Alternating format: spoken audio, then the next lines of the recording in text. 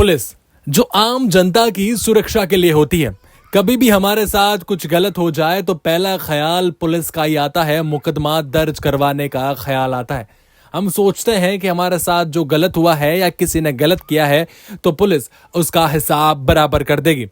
लेकिन अगर आप सोचिए कि आपके साथ खुद गलत करने वाला पुलिस, आपका अपहरण करने वाली पुलिस, आपसे फिरौती मांगने वाली पुलिस, तो शायद आप सोच में पड़ जाएंगे। लेकिन ऐसा ही एक मामला जोधपुर से सामने आया।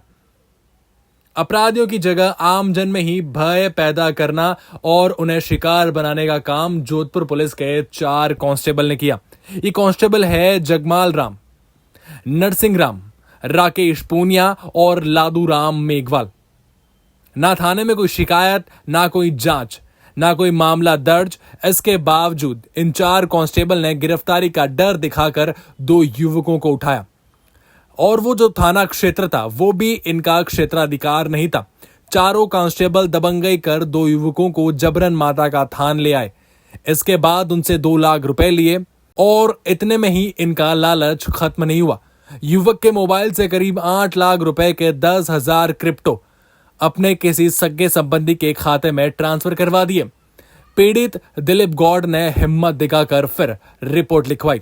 आखिरकार महामंदिर थाना पुलिस ने चारों आरोपी यानी उन चारों पुलिस कांस्टेबल को गिरफ्तार कर लिया। इन्हें सुरक्षा के बीच कोर्ट में पेश किया गया, जहां से चारों कांस्टेबल को 2 दिन की रिमांड पर भेज दिया।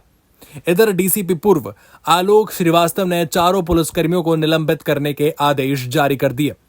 दोनों परिवादियों की शिकायत पर महामंदिर थाना पुलिस ने चारों कांस्टेबल के खिलाफ बंधक बनाने, अपहरण करने और जबरन वसूली करने की धाराओं में मामला दर्ज किया है। इनके साथ कांस्टेबल ऋषभ और एक दलाल भूपेंद्र की भूमिका सामने आई है।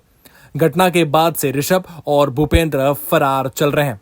नांदड़ी रामदेव नगर निवासी दिलीप गौड़ ने रिपोर्ट दी। इसमें बताया कि वह और उनके परिचित रातानाडा सुभाष चौक निवासी रमेश शर्मा 14 जुलाई को शॉपिंग के लिए निकले। खेतजी का बंगला चौराहे पर कांस्टेबल जगमाल पुलिस वर्दी में और बाकी 3 सिविल ड्रेस में आए। पुलिसकर्मियों ने युवक को ड्राइविंग सीट से नीचे उतारकर पीछे बैठाया। इसके बाद कहा कि तुम्हारा अपहरण हो गया है, रुपयों की व्यवस्था करो। फिर उसे माता का थाना लेकर चले गए। दोनों युवक गिड़गिड़ाए भी, लेकिन पुलिसकर्मी नहीं माने। पहले उनकी जेब से 50-50 हजार रुपए निकाले। इसके बाद परिवादी की जेब से एटीएम निकाल दूसरे युवक को भेजकर 1 लाख रुपए निकलवाए। बाद में अपने परिचित के स्कैनर पर 10,000 क्रिप्टो ट्रांसफर करवाए।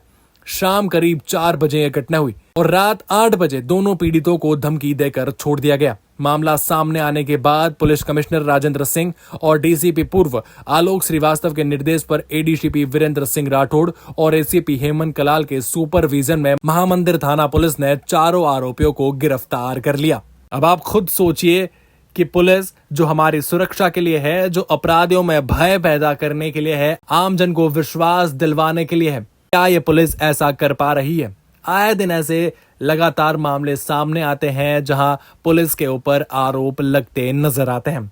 आप इस मामले में क्या कहेंगे जरूर बताएं और ऐसी जानकारियों के लिए द खटक के साथ जुड़े रहें। एडवोकेट तरुण सोनी, राजस्थान उच्च न्यायालय।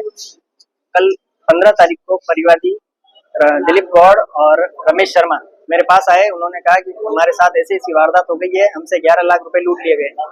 फिर मैंने तुरंत प्रभाव से एक एफआईआर लिखाई। एफआईआर लिखा हम कमिश्नर के सामने पेश हुए। कमिश्नर साहब मिले नहीं। हमने रिसीविंग देख लिया, डीसीपी के सामने पेश हुए। डीसी के सामने पेश होकर हमारे खिलाफ हमारे ये तुरंत संज्ञान लिया गया। तुरंत संज्ञान लेकर टीम बिठाई गई। तुरंत टीम बिठा के इनको गिरफ्तार किया। 14 तारीख को 5 पुलिस वाले आए थे। 5 एक वर्दी में था, एक सिविल ड्रेस में आए और इनकी गाड़ी के अंदर जबरदस्ती घुसकर इनके साथ पैसों की लूटपाट करके अंदर बैठ गए। अंदर बैठ के माता का पुलिस थाने में ले गए। वहां पर उन्होंने 9 लाख रुपए की क्रिप्टो करेंसी ली और 2 लाख रुपए इनसे कैश ले लिए। इसी तरीके से 11 लाख रुपए की उन्होंने लूटपाट करी है। यही पुलिस वाले ही इस तरीके से काम करेंगे तो हम किसके पास जाएंगे? हम पुलिस वाले को एक न्याय का वो समझते हैं। एक तो जुडिशरी की वजह से और एक न्याय पुलिस वालों की वजह से। पुलिस वाले करेंगे तो हम कहाँ जाएंगे? जी धन्यवाद। अभी मामला ये था कि 303 नंबर जो मुकदमा है महामंदिर थाने में दर्ज हुआ है और उसमें अबडक्शन की धारा, पैसे लेने की जो 140(3) आप छुपा रहे हो, फिर आप उनसे कुछ रैंसम ले रहे हो 308 क्लॉज 6 BNS, ये सभी धाराएं लगाई गई है। तो मामले में कुछ कैश लेने की बात आई है 1 लाख रुपए से ऊपर का, और कुछ क्रिप्टो करेंसी 8,669 के आसपास की क्रिप्टो करेंसी किसी दूसरे अकाउंट में ट्रांसफर करवाई, परिवादी के अकाउंट से किसी और अकाउंट में ट्रांसफर करवाई जबरदस्ती। तो इस मामले पे अभी अनुसंधान जारी है। पुलिस के ही कुछ डिपार्टमेंट में कुछ एक दो कुछ कांस्टेबल्स है जिनके अभी अनुसंधान करके हमें तथ्य पता चलेंगे, तब हम आपको बता पाएंगे कि सर जिस पुलिस के पास कोई भी व्यक्ति लूटने के पास जाता है, वही पुलिस अगर किसी को लूट लेती है, और हालांकि ये आपने एक वास्तव में एक लैंडमार्क कार्रवाई की है, अगर पुलिस विभाग के अंदर जो छिपे काले बेट थे उनको आपने उजागर किया है, तो किस तरह से देखते हैं ये जो चरित्र पुलिस का है, वो कहीं ना कहीं एक बहुत बड़ा जो इसकी जांच करने की जरूरत है, इस तरह के और लोगों को सामने लाने की जरूरत है। डिपार्टमेंट में उच्चाधिकारियों के अच्छे निर्देश है कि हम अच्छी जगह पे कार्रवाई करें, मतलब जहाँ जहाँ पे ऐसी कुछ आपको लिखती है सूचना तो वहाँ कार्रवाई करें, और सही हो, साफ सभी हो पुलिस की। इसीलिए अच्छे हमारे कमिश्नर सर भी अच्छी मेहनत कर रहे हैं और पुलिस की साफ सफाई बनाने में सभी मदद करेंगे। हम लोगों को राहत मिले, उनको न्याय मिले, उसके लिए हम कार्यरत हैं। धन्यवाद।